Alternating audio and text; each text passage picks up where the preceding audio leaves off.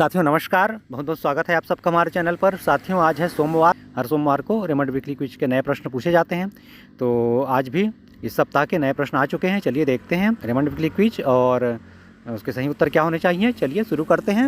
और ये देखिए आज का पहला प्रश्न रेमंड वीकली क्विज का इस सप्ताह का, भारत में भाषा के आधार पर पहला राज्य कौन सा था। आपको बताना है भारत में भाषा के आधार पर पहला राज्य कौन सा था।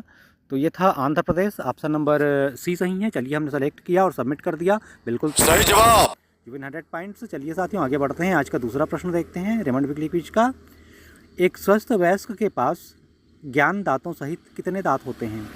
आपको बताना है एक स्वस्थ वयस्क के पास ज्ञान दांतों सहित कुल कितने दांत होते हैं, कितने दांत होते हैं। तो ये जैसा कि आप सभी जान रहे हैं कि 32 दांत होते हैं। 32 दांत, इसका सही उत्तर हो जाएगा ऑप्शन नंबर ए सही है। चलिए हमने सेलेक्ट किया और देखिए हमने सबमिट कर दिया, बिल्कुल सही जवाब। You win 100 points. चलिए आगे बढ़ते हैं अगले प्रश्न की ओर। अगला प्रश्न पूछा गया है पुस्तक ब्रोकन विंग्स के लेखक कौन हैं। आपको बताना है पुस्तक ब्रोकन विंग्स के लेखक कौन हैं।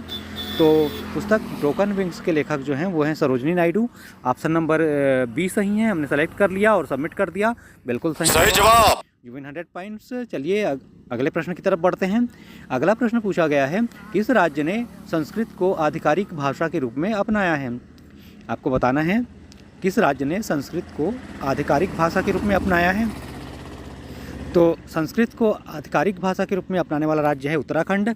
ऑप्शन नंबर बी सही है। हमने सेलेक्ट कर लिया और सबमिट कर दिया, बिल्कुल सही जवाब। You win 100 points. चलिए आगे बढ़ते हैं। अगला प्रश्न देखते हैं।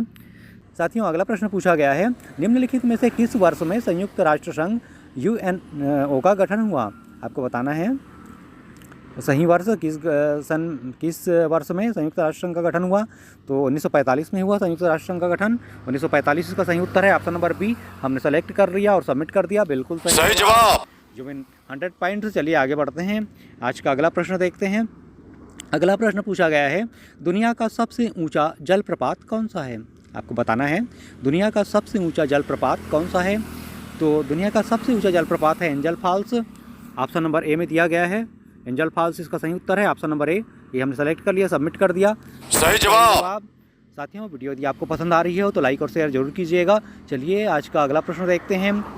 अगला प्रश्न पूछा गया है रोमन अंक 100 किस संख्या का प्रतिनिधित्व करता है। आपको बताना है रोमन अंक 100 किस संख्या का प्रतिनिधित्व करता है। आप रोमन संख्या का प्राय यूज करते हैं। तो इसमें पूछा गया है 100 किस संख्या का प्रतिनिधित्व करता है। तो ये करता है 90 का, 90 इसका सही उत्तर है ऑप्शन नंबर डी सही है। चलिए हमने सेलेक्ट कर लिया और सबमिट कर दिया, बिल्कुल सही जवाब।